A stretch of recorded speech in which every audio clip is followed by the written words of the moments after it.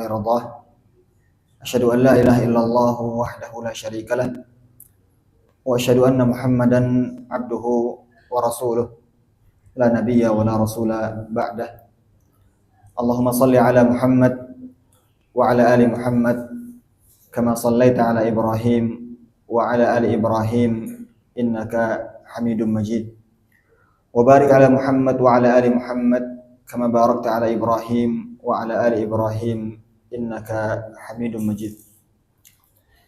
Alhamdulillah, segala puji bagi Allah. Senantiasa kita panjatkan puji dan syukur kita kepadanya atas limpahan nikmat dan karunia yang tak terhingga jumlahnya kepada kita. Ialah Allah yang telah menciptakan kita, memberikan kita rizki, menurunkan kepada kita Al-Quran, mengutus kepada kita Nabi Muhammad sallallahu alaihi wasallam. Salawat beserta salam semoga senantiasa tercurahkan pada Nabi kita Muhammad sallallahu alaihi wasallam, pada keluarganya, para sahabatnya, dan orang-orang yang senantiasa mengikuti syariatnya. Amma ba'd. Jemaah Masjid Nurul Ihsan yang semoga dirahmati oleh Allah Subhanahu wa taala. Ketika seorang manusia mengaku bahwa dirinya adalah seorang nabi dan utusan dari Allah. Ketika seorang manusia mengaku bahwa dirinya adalah nabi dan utusan dari Allah, maka ini merupakan sebuah pengakuan yang besar. Ini merupakan sebuah pengakuan yang besar, di mana dirinya mengaku, aku adalah utusan Allah, aku adalah nabi Allah. Allah, Rabb yang Maha Esa, yang memiliki langit dan bumi. Lalu orang tersebut mengaku bahwa dia adalah utusan dari Allah Subhanahu wa taala. Maka ini pengakuan yang sangat besar. Oleh karenanya orang yang mengaku bahwa dia adalah seorang nabi, maka dia adalah satu di antara dua orang. Yang pertama, kalau tidak dia adalah orang yang paling jujur. Kalau dia benar-benar seorang nabi dan utusan Allah, maka dia adalah orang yang paling jujur. Nabi Muhammad SAW adalah orang yang paling jujur. As-sadiqul masduq, al-amin, yang jujur dan terpercaya. Tapi kalau orang yang mengaku bahwa dirinya nabi ini adalah dusta, dia sebenarnya bukan utusan Allah, tapi dia mengaku bahwa dia seorang nabi, maka dia adalah orang yang paling berdusta. Karena dia berdusta atas nama Allah Subhanahu wa taala. Maka mengaku sebagai seorang nabi adalah sebuah pengakuan yang besar. Maka orang yang mengaku sebagai seorang nabi harus mendatangkan bukti. Orang yang mengaku sebagai seorang nabi, sebagai utusan Allah, harus mendatangkan bukti yang mendukung, yang menyatakan bahwa dia betul-betul seorang nabi dan utusan Allah. Oleh karenanya ketika Allah Subhanahu wa taala mengutus para nabi dan rasul kepada manusia untuk mengatakan kepada manusia bahwasannya aku adalah nabi dan utusan Allah, maka Allah berikan bukti yang bisa mendukung pengakuannya sebagai seorang nabi. Dan bukti itu adalah mukjizat. Bukti bahwa seorang itu betul-betul seorang nabi dan rasul dinamakan dengan al-mu'jizat atau mukjizat. Al-mu'jizat dalam bahasa Arab diambil dari kata al-ajiz yang artinya lemah. Al-ajiz yang artinya lemah. Oleh karenanya orang yang sudah tua itu dalam bahasa Arab dikatakan ajuz. Qalat ya wailata a'alidu wa ana ajuzu wa hadha ba'li syaikhun kabir. Berkata istri dari Nabi Ibrahim, ya, ketika dikatakan oleh seorang malaikat bahwa dia akan memiliki anak, dia mengatakan, bagaimana aku memiliki anak sedangkan aku adalah seorang wanita yang tua, ajuz. Ya, maka ajuz ya artinya orang yang sudah tua, ya, karena dia sudah lemah. Al-mu'jizah diambil dari kata ajiz. Lebih tepatnya diambil dari kata a'jaza yu'jizu i'jazan. A'jaza yu'jizu i'jaza, yang artinya melemahkan. A'jaza artinya melemahkan. Al-mu'jizah itu isim fa'il, kata subjek, ya, kata subjek dari a'jaza, yang artinya sesuatu yang melemahkan, sesuatu yang menghancurkan, sesuatu yang meluluh lantahkan. Itu disebut dengan al-mu'jizah. Sesuatu yang bisa melemahkan yang lainnya, bisa meruntuhkan yang lainnya. Al-mu'jizah yang Allah berikan kepada para nabi dan rasul itu melemahkan tuduhan-tuduhan orang-orang yang mendustakannya. Ya, ketika seorang nabi kemudian mengatakan bahwasanya dirinya adalah utusan Allah, maka orang-orang akan mendustakannya, orang-orang akan tidak percaya, akan memberikan tuduhan-tuduhan bahwa dia adalah seorang pendusta. Dan begitulah yang dialami oleh para nabi dan rasul. Mereka didustakan. Setiap nabi dan rasul yang diutus, mereka didustakan. Ya, karena memang ini adalah pengakuan yang besar. Mengaku sebagai seorang nabi dan rasul Allah adalah pengakuan yang besar. Mereka didustakan. Ini adalah pembohong, seorang pendusta, seorang penyihir, seorang yang gila dan lain sebagainya. Maka Allah berikan mukjizat pada mereka untuk melemahkan, untuk menghancurkan tuduhan-tuduhan tersebut. Dan Allah Subhanahu wa taala ketika menurunkan mukjizat kepada seorang nabi dan rasul, maka Allah sesuaikan dengan apa yang dianggap agung oleh masyarakat tersebut. Allah memberikan mukjizat sesuai dengan apa yang dianggap agung dan besar di kalangan masyarakat di mana nabi tersebut diutus. Nabi Musa alaihissalam misalnya diutus kepada bangsa Mesir, Fir'aun, dan juga penduduk di kota Mesir, yang ketika itu mereka mengagungkan ilmu sihir. Mereka mengagungkan ilmu sihir dan juga hal-hal yang di luar kebiasaan. Maka Allah Subhanahu wa taala memberikan mukjizat kepada Nabi Musa alaihissalam yang bisa menghancurkan hal tersebut. Apa yang mereka agung-agungkan, yaitu ilmu sihir. Di mana Nabi Musa alaihissalam ketika dihadapkan dengan penyihir-penyihir yang diutus oleh Fir'aun, kemudian penyihir tersebut mengeluarkan sihirnya dan menyihir mata-mata manusia. Fasaharu a'yunan nas wastarhabuhum wa ja'u bisihrin 'adzim. Mereka menyihir mata-mata manusia yang melihat. Ya, karena sihir itu sebenarnya hanya menipu mata saja, tidak mengubah realita. Ya, sihir itu hanya menipu pandangan, menipu ya penglihatan, menipu persepsi, bukan mengubah realita. Maka Allah berikan mukjizat kepada Nabi Musa alaihissalam, di mana Nabi Musa bisa mengubah tongkatnya menjadi ular yang besar, yang memakan sihir-sihir yang kecil yang dibawa oleh penyihir-penyihir tadi. Ya, maka akhirnya para penyihir itu pun tunduk dan sujud kepada Allah. Ya, karena tahu bahwasannya ini bukanlah sihir, ini adalah realita, ini adalah kebenaran. Begitu juga dengan Nabi Isa alaihissalam ketika diutus kepada Bani Israel, yang ketika itu mereka agungkan adalah ilmu medis, ilmu kedokteran. Mereka sangat ahli dalam obat-obatan, dalam penyembuhan. Maka Allah berikan mukjizat kepada Nabi Isa alaihissalam. Bagaimana Nabi Isa bisa menyembuhkan penyakit-penyakit yang biasanya tidak bisa sembuh. Penyakit-penyakit kulit, ya, yang biasanya tidak bisa disembuhkan, Nabi Isa alaihissalam atas izin Allah bisa menyembuhkannya. Bahkan Allah berikan mukjizat yang besar di mana Nabi Isa alaihissalam bisa menghidupkan orang yang sudah mati. Nah, ini membuktikan dan melemahkan tuduhan-tuduhan orang-orang yang mendustakan Nabi Isa alaihissalam.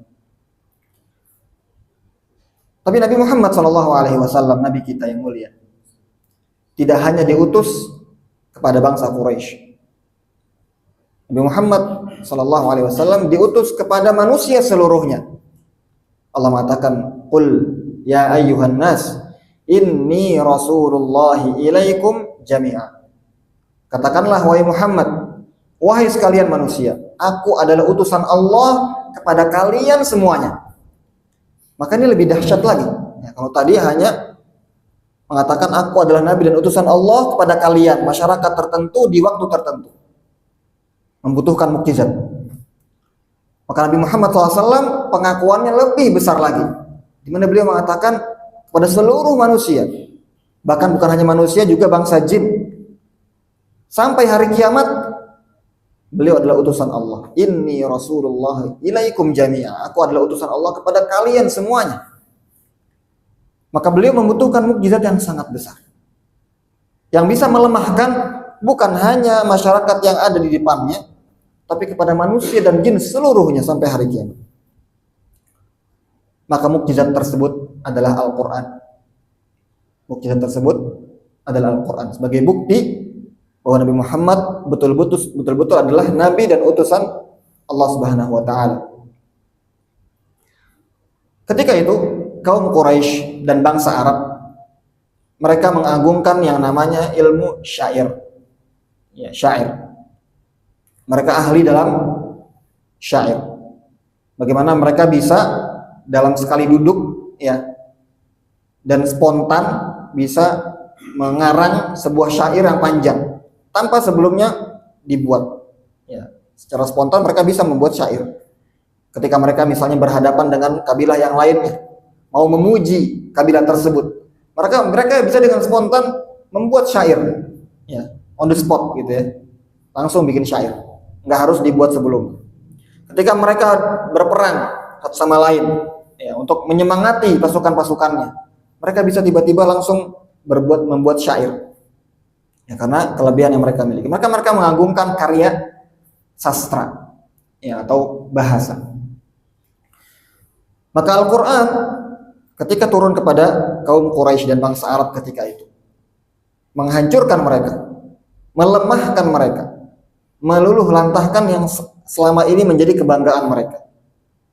Allah menurunkan Al-Quran dan mengancam kepada orang-orang Quraisy untuk mendatangkan satu surat yang serupa dengan Al-Quran, dan mereka tidak mampu mendatangkan satu surat, tidak bisa, ya, karena saking agungnya Al-Quran.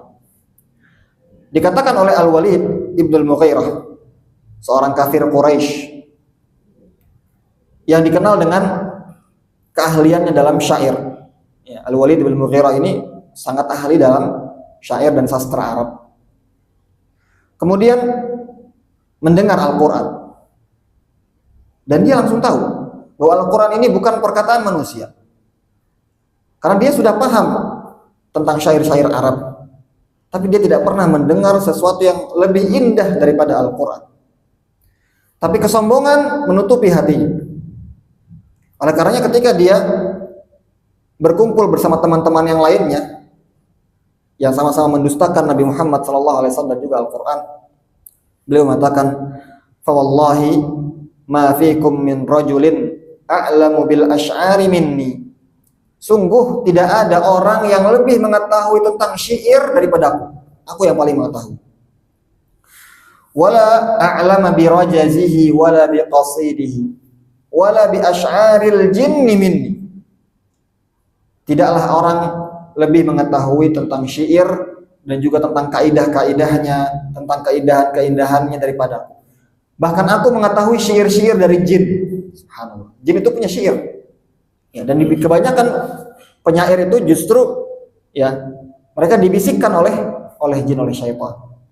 Ya, maka dia mengatakan, aku bukan hanya mengetahui syair manusia, syair jin pun aku tahu. Wallahi ma yushbihu alladhi yaqulu syai'an min hadha. Demi Allah, yang dikatakan oleh Muhammad, yaitu Al-Quran, itu tidak sama sekali menyerupai satupun syair yang aku ketahui. Wallahi inna liqaulihi alladhi yaqulu halawah. Sungguh pada apa yang Muhammad katakan, yaitu Al-Quran, ada sesuatu yang sifatnya manis. Wa inna alaihi latalawah wa innahu lamusmirun a'lahu mughdikun asfaluhu wa innahu la ya'lu wa ma yu'la. Sungguh di dalam kata-katanya dalam Al-Quran itu seperti mengalir, ya, Al-Quran seperti mengalir, dan wa innahu la ya'lu wa ma yu'la. Sungguh apa yang dikatakan itu adalah tinggi dan tidak ada yang lebih tinggi darinya. Ya. Maka Luthor mengakui, meskipun dia adalah seorang kafir, tapi dia mengakui bahwasanya Al-Quran ini bukan perkataan manusia, bukan perkataan jin, bukan syair-syair yang biasa ia dengar. Ini adalah kalam Rabbil Alamin. Ini adalah perkataan dari Allah Rabbul Alamin. Maka Allah Subhanahu wa taala menurunkan Al-Quran sebagai mukjizat kepada seluruh manusia. Nabi SAW bukan hanya diutus kepada Quraisy, bukan hanya kepada bangsa Arab, tapi Nabi SAW diutus kepada manusia seluruhnya. Nabi SAW mengatakan dalam hadis riwayat Bukhari, wa kana an-nabiyyu yub'atsu ila qaumihi khassah wa bu'itstu ila an-nasi 'ammah. Dan nabi-nabi sebelumku itu diutus kepada kaumnya saja. Nabi Musa hanya diutus kepada kaumnya. Nabi Isa hanya kepada Bani Israel. Wa bu'itstu ila an-nasi 'ammah. Sedangkan aku, kata Nabi SAW, diutus kepada manusia seluruhnya. Maka bagaimana Al-Quran bisa menjadi mukjizat kepada seluruh manusia sampai hari kiamat? Kalau dikatakan hanya karena sastranya, maka hanya orang-orang Arab dan Quraisy saja yang menganggap itu sebagai suatu hal yang agung. Belum tentu kita sekarang mengatakan bahwa itu hal yang agung. Sedangkan Al-Quran diturunkan kepada semua manusia dengan segala bangsa dan budayanya. Maka mukjizat yang Allah turunkan dalam Al-Quran itu bukan hanya soal syair-syair, bukan soal sastranya. Lalu apa yang diagungkan oleh semua manusia? Apa hal yang dibesarkan, yang dianggap agung, dianggap besar oleh semua manusia dengan segala budayanya? Hal yang dianggap agung oleh semua manusia adalah ilmu. Hal yang dianggap agung oleh semua manusia adalah ilmu. Semua manusia dari segala bangsa dan budayanya mengakui ilmu itu agung. Orang kalau punya ilmu maka diagungkan. Ilmu apapun itu. Ketika dia berilmu, orang yang berilmu, maka dia adalah sesuatu yang agung. Oleh karenanya Al-Quran datang dengan ilmu yang agung, yang mencakup segala hal, ilmu dan hidayah bagi manusia seluruhnya. Oleh karenanya di antara surat yang pertama kali turun adalah surat Al-Alaq. Iqra bismi rabbikal ladzi khalaq. Bacalah dengan menyebut nama Rabbmu yang Maha Menciptakan. Maka ilmu pengetahuan adalah mukjizat terbesar yang Allah berikan kepada Nabi SAW dalam Al-Quran. Ilmu terkait segala aspek kehidupan manusia, mengajarkan semua kebaikan bagi manusia di dunia maupun di akhirat, dan menunjukkan keburukan-keburukan. Ilmu yang bisa menyingkap rahasia-rahasia umat terdahulu. Ya, bagaimana Nabi SAW mengisahkan kisah-kisah tentang umat terdahulu yang belum pernah dikisahkan sama sekali. Inilah yang kemudian menjadi mukjizat bagi Nabi SAW, yang menjadi bukti akan kebenaran risalahnya, dan juga memberikan petunjuk kepada manusia di waktu dan zaman yang tak terhingga. Dimanapun, kapanpun Al-Quran bisa menjadi hidayah. Lihat bagaimana 1400 tahun Al-Quran telah turun, tapi sampai saat ini setiap kita membacanya kita mendapatkan petunjuk. Setiap kita membacanya kita mendapatkan hidayah untuk menjalani hidup. Maka ini adalah mukjizat yang besar. Dan sampai saat ini kita masih bisa mengamalkannya dengan perubahan situasi, kondisi. Tetap Al-Quran bisa kita amalkan, kita praktekkan. Maka inilah yang menjadi mukjizat bagi Nabi SAW. Iqra bismi rabbikal ladzi khalaq. Bacalah dengan menyebut nama Rabbmu yang menciptakan. Khalaqal insana min 'alaq. Allah menciptakan manusia dari segumpal darah. Iqra wa rabbukal akram. Bacalah dan Rabbmu lah yang paling mulia, alladzi 'allama bil qalam, yang mengajarkan dengan pena. Ini menjadi syarat bahwa 'allamal insana ma lam ya'lam. Ya, Allah mengajarkan kepada manusia apa yang tidak ia ketahui. 'Allamal insana ma lam ya'lam. Allah mengajarkan kepada manusia apa yang dia tidak ketahui. Nah, ini mengisyaratkan bahwa mukjizat yang dibawa Al-Qur'an bukan hanya sastranya, tapi adalah ilmu yang dibawanya. Mengajarkan kepada manusia sesuatu yang tidak mereka ketahui. Yang tidak mereka ketahui. Dalam segala aspeknya. Aspek ekonomi misalnya. Al-Quran membahas bagaimana seharusnya manusia bermuamalah. Allah Subhanahu wa taala dalam Al-Quran melarang kita dari praktik riba. Yang ini bisa merusak ekonomi manusia. Dan Allah jelaskan bahwasanya riba itu tidak menguntungkan, tapi justru menghancurkan.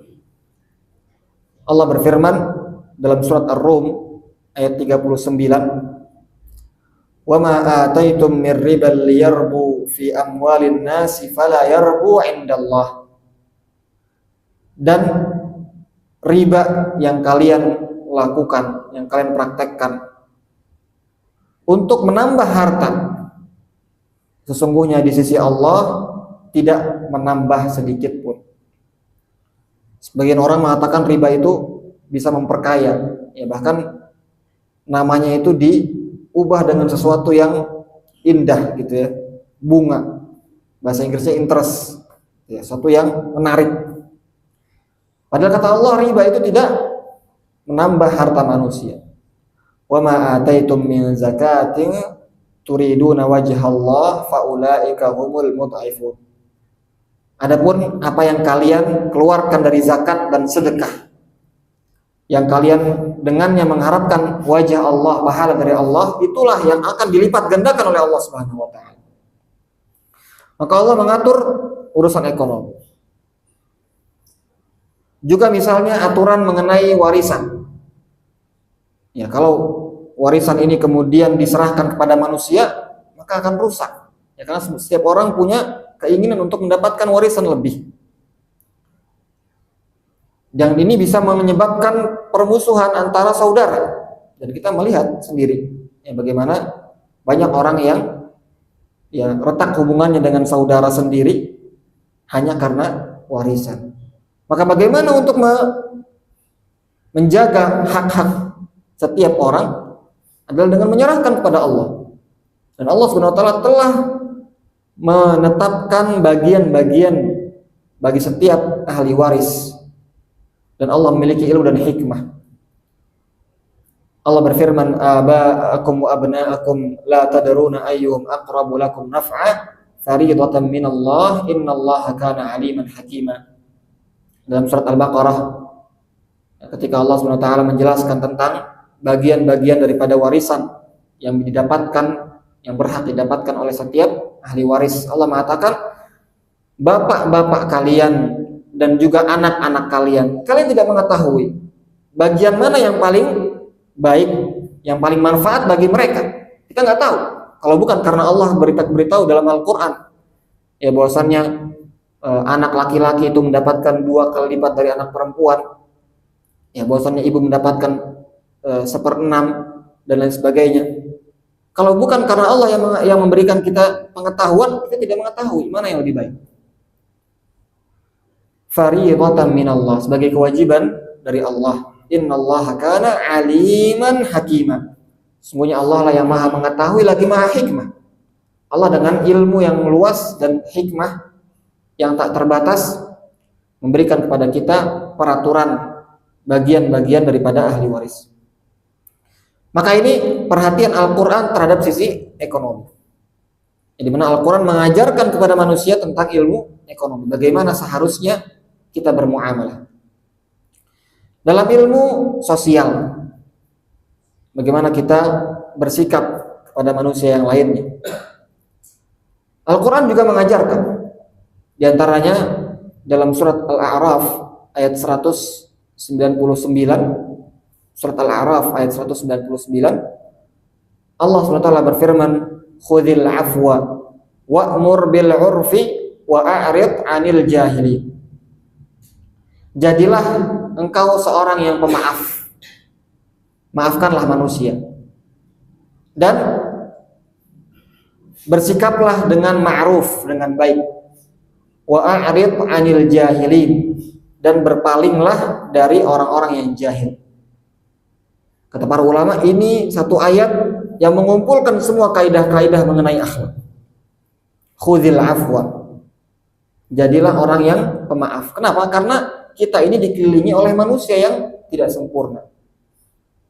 Kita sebagai seorang suami misalnya tidaklah sempurna, dan istri kita pun bukan orang yang sempurna. Maka terkadang tentunya ada sifat-sifat, ada sikap-sikap yang tidak kita inginkan, yang tidak kita sukai dari orang-orang di sekitar kita. Dari istri kita, dari anak kita, dari orang tua kita, dari tetangga kita, dari teman kerja kita. Manusia penuh dengan kesalahan dan kekurangan. Maka kita harus menjadi orang yang pemaaf. Kalau tidak, maka hati kita tidak akan tenang, karena orang lain akan terus bersikap buruk kepada kita. Khudhil afwa. Jadilah orang yang pemaaf. Apapun jabatan kita, jadilah seorang yang pemaaf. Wa'mur bil 'urfi, dan bersikaplah dengan al-'urf. Al-'urf itu kata para ulama di antara tafsirannya yang pertama kebaikan. Jadi kita harus bersikap baik kepada orang lain. Yang kedua bukan hanya baik tapi lebih baik dan yang terbaik. Lebih baik dan yang terbaik. Artinya kalau orang bersikap baik sama kita, maka kita harus balas dengan yang lebih baik. Contohnya misalnya salam. Ya. Ketika orang lain mengucapkan salam, wa idza hayyitum bi tahiyyatin fahayyu bi ahsana minha aw rudduha. Ketika kita diberikan salam, maka kita jawab dengan yang lebih baik. Ya, kalau ada orang mengucapkan assalamualaikum, kita jawab dengan waalaikumsalam warahmatullahi wabarakatuh. Ya. Maka membalas dengan yang lebih baik, bersikap dengan yang terbaik, itu dinamakan dengan al-'urf atau al-ma'ruf. Di antara tafsirannya juga adalah mengambil kearifan yang ada pada masyarakat. Ya, al-'urf itu sesuatu yang dianggap baik oleh masyarakat. Dan ini bisa berbeda-beda. Di Indonesia misalnya, ketika bertemu kita salam, gitu ya, kita tersenyum, ya, kita permisi ketika lewat misalnya. Maka ini sesuatu yang baik, yang dianggap baik oleh masyarakat. Itu juga disebut dengan al-'urf. Maka ini mencakup semuanya, mencakup kita melakukan kebaikan dan juga melakukan sesuatu yang dianggap baik oleh masyarakat, selama hal itu tidak bertentangan dengan syariat. Wa a'rid 'anil jahilin, dan abaikanlah orang-orang jahil. Ya, karena kita ini tentunya ya banyak orang-orang jahil, banyak orang-orang yang tidak mengetahui. Nah, ketika mereka bersikap sesuatu yang tidak baik, maka tidak perlu kita pedulikan. Tidak perlu kita pedulikan. Kalau kita pedulikan setiap orang, maka tidak akan tenang hidup kita. Wa a'rid 'anil jahilin. Maka ini adalah bentuk dari perhatian Al-Quran terhadap ilmu sosial. Begitupun juga dengan ilmu medis, misal ilmu kedokteran. Allah berfirman dalam surat Al-A'raf ayat 31. Surat Al-A'raf ayat 31. Ya bani Adam khudhu zinatakum inda kulli masjidin wa kulu washrabu wa la tusrifu. Innahu la yuhibbul musrifin. Wahai manusia, wahai anak Adam, pakailah pakaian terbaikmu ketika engkau sholat, dan makan serta minumlah, dan janganlah berlebihan. Innahu la yuhibbul musrifin. Sungguhnya Allah tidak menyukai orang-orang yang berlebihan. Para ulama mengatakan jama'allahu tibba kullahu fi nisfi ayah. Allah Subhanahu wa taala mengumpulkan ilmu kedokteran, ilmu medis hanya dalam satu ayat saja, bahkan setengah ayat.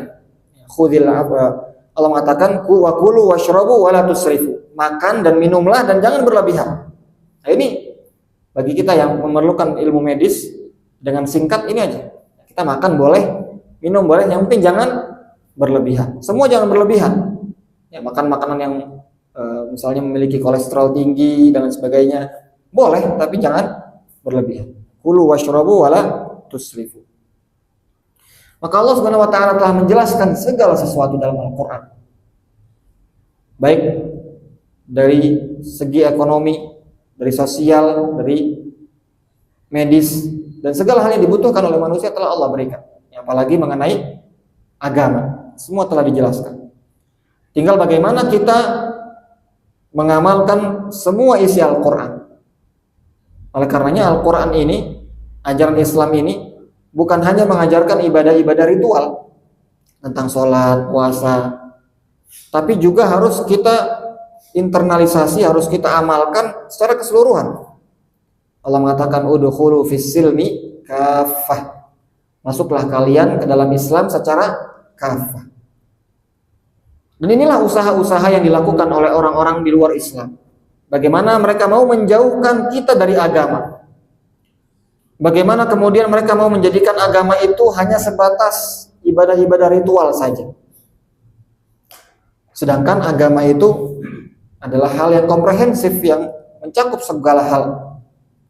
Berkaitan dengan ekonomi, sosial, dan lain sebagainya. Udkhulu fis silmi kafah. Maka di antara bentuk syukur kita kepada nikmat Allah, di mana Allah telah menurunkan Al-Quran kepada kita yang sempurna sebagai mukjizat yang besar, yang abadi bagi kita, adalah dengan mengamalkan Al-Quran. Dalam Al-Quran ada satu surat yang dinamakan dengan Suratun Ni'am, surat yang berisikan nikmat-nikmat Allah, yaitu surat An-Nahl. Surat An-Nahl, kata para ulama, juga diberikan nama Suratun Ni'am, surat yang berisikan nikmat-nikmat Allah, di mana Allah Subhanahu wa taala menyebutkan nikmat-nikmatnya kepada kita. Allah menyebutkan di antaranya nikmat transportasi. Ya, nikmat bagaimana Allah memberikan kepada kita alat untuk kita berpindah dari satu tempat ke tempat yang lainnya. Allah mengatakan wal khayla wal bighala wal hamira litarkabuha wa zinah wa yakhluqu ma la ta'lamun. Dan juga Allah menciptakan kuda, keledai, baghal, dan juga al-baghal itu persilangan antara kuda dengan keledai. Wal hamir keledai. Litarkabuha wa zinah, agar kalian bisa menaikinya, dan juga sebagai perhiasan. Wa yakhluqu ma la ta'lamun. Dan Allah menciptakan apa yang tidak kalian ketahui. Ya, Allah menciptakan transportasi yang lainnya. Ya, mungkin bisa diartikan juga transportasi yang sekarang. Ya, ada motor, ada mobil, dan lain sebagainya. Ini sebuah nikmat yang Allah jelaskan dalam surat An-Ni'am, surat An-Nahl. Ini nikmat transportasi. Ya, kadang-kadang ada nikmat-nikmat yang kita tuh kita itu nggak sadar bahwa itu nikmat. Dan Allah itu berikan kepada kita segala sesuatu yang kita butuhkan, yang pernah kita minta maupun yang tidak pernah kita minta. Allah mengatakan wa ataakum min kulli ma sa'altumuh wa in ta'uddu ni'matallahi la tuhsuha. Allah berikan kepada kalian semua yang kalian sa'altumuh. Sa'ala ini dalam Al-Qur'an bisa berarti meminta, bisa juga membutuhkan. Ya, dan tafsiran dari ayat ini yang benar adalah yang kalian butuhkan. Allah memberikan segala yang kalian butuhkan. Dan kalau kalian menghitung nikmat-nikmat Allah, niscaya tidak akan bisa menghitung. Oleh karena para Ibnu Abbas mengatakan ketika menafsirkan ayat ini, ma sa'altumuhu wa ma lam tas'aluh. Allah memberikan nikmat yang pernah kita minta maupun yang tidak pernah kita minta. Ya, nikmat matahari tidak pernah kita minta, tapi Allah berikan kepada kita. Nikmat kita bernafas tidak pernah kita minta, tapi Allah berikan kepada kita. Nikmat transportasi juga demikian, tidak pernah kita minta, tapi Allah berikan pada kita. Dan ketika Allah SWT menyebutkan nikmat-nikmat yang sangat banyak di surat An-Nahl itu, nikmat penciptaan langit dan bumi, nikmat hewan ternak, nikmat transportasi, Allah SWT memulai surat ini, surat An-Nahl yang dikatakan dengan surat An-Ni'am, dengan menyebutkan satu nikmat yang paling mulia, yaitu nikmat diturunkannya Al-Quran. Allah berfirman dalam ayat yang kedua, yunazzilul malaikata birruhi min amrihi ala man yasha'u min ibadihi. an anziru annahu la ilaha illa ana fattaqun. Allah Subhanahu wa taala di antara nikmatnya Allah menurunkan para malaikat dengan ruh, dengan Al-Qur'an, menurunkan Jibril alaihissalam untuk menurunkan Al-Qur'an kepada Nabi Muhammad, kepada manusia. Ala man yasha'u min ibadi, kepada siapa yang Allah kehendaki dari hamba-hambanya. An anziru annahu la ilaha illa ana fattaqun, untuk memperingatkan kepada manusia agar hanya menyembah Allah semata dan bertakwa kepada Allah. Maka ayat ini menjadi pembuka dari nikmat-nikmat yang Allah sebutkan tadi. Nikmat transportasi, nikmat hewan ternak, ya, nikmat diciptakan langit dan bumi. Nikmat yang pertama Allah sebutkan dalam surat ini adalah nikmat diturunkannya Al-Quran. Maka ini menjadi isyarat kepada kita bahwa ini merupakan nikmat yang sangat besar yang harus kita jaga. Dan ini menunjukkan bagaimana pentingnya kita menjaga Al-Quran. Dan bahwasannya bahkan nikmat Al-Quran itu lebih besar dari penciptaan manusia itu sendiri. Nikmat Al-Quran itu lebih besar dari nikmat penciptaan manusia itu sendiri. Apa buktinya? Buktinya ada dalam surat An-Naba ayat 40. Allah berfirman, inna anzarnakum adzaban qariba yauma yanzurul mar'u ma qaddamat yadahu wa yaqulul kafiru ya laitani kuntu turaba. Ayat terakhir dalam surat An-Naba ayat 40.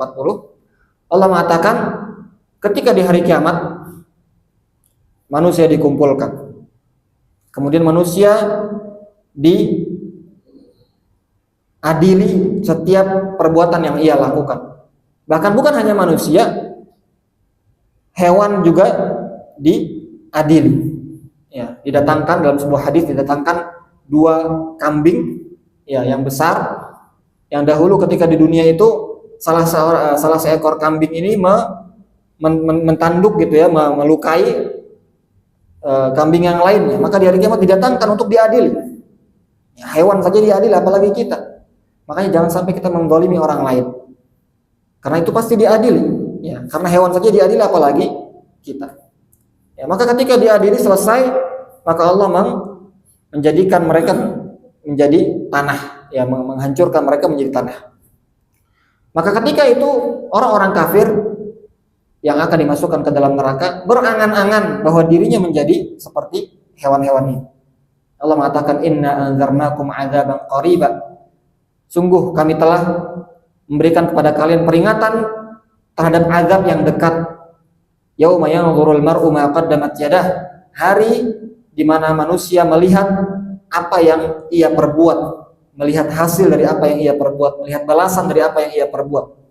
Wa yaqulul kafiru ya laitani kuntu turaba, dan orang-orang kafir ketika itu mengatakan andai saja aku menjadi tanah, andai saja aku tidak diciptakan sama sekali. Maka lihat bagaimana manusia itu diciptakan dari tanah. Allah ciptakan kita semua dari tanah.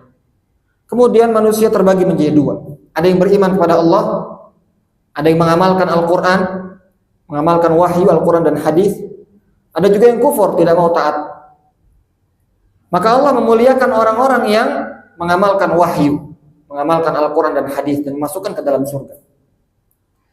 Dan Allah mengazab orang-orang yang tidak mau taat kepada Allah, orang-orang yang tidak mau beriman kepada Al-Quran dan hadis. Allah lemparkan kepada neraka. Dan mereka berangan-angan mereka itu tidak pernah diciptakan. Ya, mereka berangan-angan mereka itu seperti hewan-hewan ternak yang lainnya yang kemudian dihancurkan menjadi tanah. Ya. Maka sikap kita terhadap Al-Quran dan wahyu, Al-Quran dan hadis, inilah yang menjadikan penentu apakah penciptaan kita menjadi manusia itu adalah sebuah kemuliaan yang kemudian Allah masukkan ke dalam surga, atau justru sebuah kehinaan. Oleh karenanya Nabi SAW mengatakan wal Qur'anu hujjatun laka aw alaika. Al-Quran adalah hujjah bagimu atau atasmu. Al-Quran akan menjadi hujjah di hari kiamat. Di hari kiamat itu ada persidangan yang besar. Ya, sama seperti di dunia ada persidangan. Kalau di persidangan kita membutuhkan persaksian, membutuhkan bukti yang mendukung kita di persidangan. Maka di hari kiamat pun kita membutuhkan saksi, membutuhkan bukti yang bisa menyelamatkan kita di persidangan hari kiamat. Dan Al-Quran akan menjadi bukti dan saksi bagi kita jika kita membacanya, mentadabburi dan mengamalkan. Sebaliknya, au alaika, Al-Quran juga bisa menjadi saksi atas kita yang melawan kita, yang menjatuhkan kita di persidangan hari kiamat. Kalau kita tidak membacanya, tidak mau mentadabburinya, dan tidak mau mengamalkannya. Semoga Allah Subhanahu wa taala memberikan kita taufik dan hidayahnya agar senantiasa mensyukuri setiap nikmat yang Allah berikan kepada kita. Semoga Allah memberikan taufik dan hidayah kepada kita agar senantiasa bisa membaca Al-Quran, mentadabburi Al-Quran, dan mengamalkan isi kandungannya.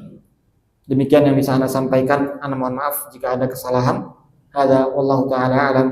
Wa sallallahu ala nabiyina Muhammad. Walhamdulillahi rabbil alamin. Wassalamualaikum warahmatullahi wabarakatuh.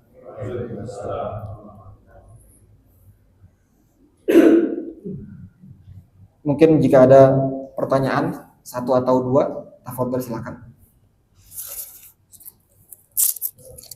Nah, silakan Pak. Waalaikumsalam warahmatullahi wabarakatuh.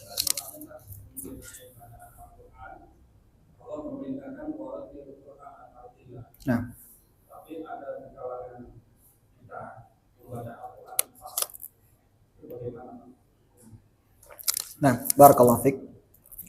Allah SWT berfirman, warattilil Qur'ana tartila. Bacalah Al-Quran dengan tartil. Membaca Al-Quran dengan tartil adalah membaca Al-Quran dengan tajwid, yang artinya memberikan setiap huruf itu haknya.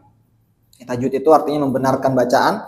Para ulama tafsir dan para ulama tajwid mendefinisikan, yaitu memberikan setiap huruf itu haknya. Artinya makharijul hurufnya harus benar, panjang pendeknya juga harus benar. Nah, ketika membaca Al-Quran, hendaknya kita tidak tergesa-gesa. Bukan berarti tidak boleh membaca Al-Quran dengan cepat, ya, karena ada juga sebuah teknik, ya, yang diamalkan oleh para ahli qiraat, ya, para ahli pembaca Al-Quran, yaitu dengan hadr, namanya hadr. Hadr itu membaca Al-Quran dengan cepat, tapi juga tetap memperhatikan tajwidnya. Memperhatikan tajwid dan panjang pendeknya. Ya, maka itu dibolehkan oleh para ulama. Ya, selama yang pertama tadi masih memperhatikan tajwidnya, makharijul hurufnya tetap diperhatikan, panjang pendeknya juga diperhatikan, dan yang kedua tetap bisa ditadabburi. Tetap bisa dirasakan dan diperhatikan. Ya. Karena Al-Quran itu turun bukan hanya untuk dibaca hurufnya saja. Tilawah yang benar itu adalah dengan membaca dan mentadabburi isi kandungan. Ya. Maka ini kembali ke masing-masing kita. Ya, ada yang misalnya masih pemula, masih awal-awal, maka lebih disarankan membaca Al-Quran dengan perlahan-lahan. Tapi ada juga yang misalnya yang sudah hafal Al-Quran, sudah mengetahui isi kandungannya, maka dia mau memperbanyak bacaan Al-Quran, maka dibolehkan membaca dengan cepat, dengan catatan harus juga memperhatikan tajwid dan makharijul hurufnya. Nah, Allah alam shawab. Silakan Pak. Nah, kalau misalkan kita udah berusaha belajar tahun-tahunnya kita nggak dapat apa gimana? Nah, barakallahu fiik. Ini kalau dilihat harus membaca apa? Tetap kita membaca gimana kan? Kalau dilihat dari responnya ini banyak yang relate nih pertanyaannya. Nah, barakallahu fiikum. Allah Subhanahu wa taala menyuruh kita untuk berusaha. Jadi yang disuruh itu usahanya, bukan hasilnya. Bahkan dalam sebuah hadis dikatakan orang yang membaca Al-Quran, kemudian dia terbata-bata dalam membaca Al-Quran, dia sudah berusaha setiap hari gitu ya, sudah ikut kelas, sudah belajar sama guru, tapi kemudian belum bisa juga membaca Al-Quran, akhirnya terbata-bata, maka dia mendapatkan dua pahala. Mendapatkan pahala baca Al-Quran dan mendapatkan pahala berusaha untuk memperbaiki bacaan Al-Quran. Maka tidak masalah, ya silahkan, ya meskipun masih terbata-bata, masih susah, masih salah gitu ya makharijul hurufnya, tetap berusaha, tetap dibaca Al-Quran. Ya. Yang penting kita jangan bosan untuk belajar. Yang penting jangan kita bosan untuk belajar. Ya. Jadi kalau kita merasa belum benar bacaannya, tetap kita coba untuk belajar. Coba kita bersama guru. Ya, dan untuk belajar Al-Quran itu memang yang benar adalah talaqi. Ya, talaki itu artinya kita bertemu dengan guru secara langsung ya, face to face. Jadi gurunya melihat bacaan kita dan juga gerakan mulut kita. Karena terkadang makharijul huruf itu baru terlihat benar atau tidaknya itu dengan gerakan lisan, gerakan mulut. Ya, benar nggak nih? Buka mulutnya benar atau tidak, kemudian lisannya, lidahnya itu benar atau tidak. Ya, maka dengan itu baru bisa dan ini adalah memang metode yang digunakan oleh para ulama. Bahkan Jibril alaihissalam pun ketika mengajarkan Al-Qur'an dengan talaqi. Ya, Jibril alaihissalam ketika mengajarkan Al-Qur'an kepada Muhammad, Jibril turun langsung dan bertalaqi. Ya, Nabi SAW bertalaqi kepada Jibril alaihissalam. Maka ini cara yang terbaik. Wallahu taala a'lam bishawab. Satu lagi mungkin silakan sebelum kita tutup.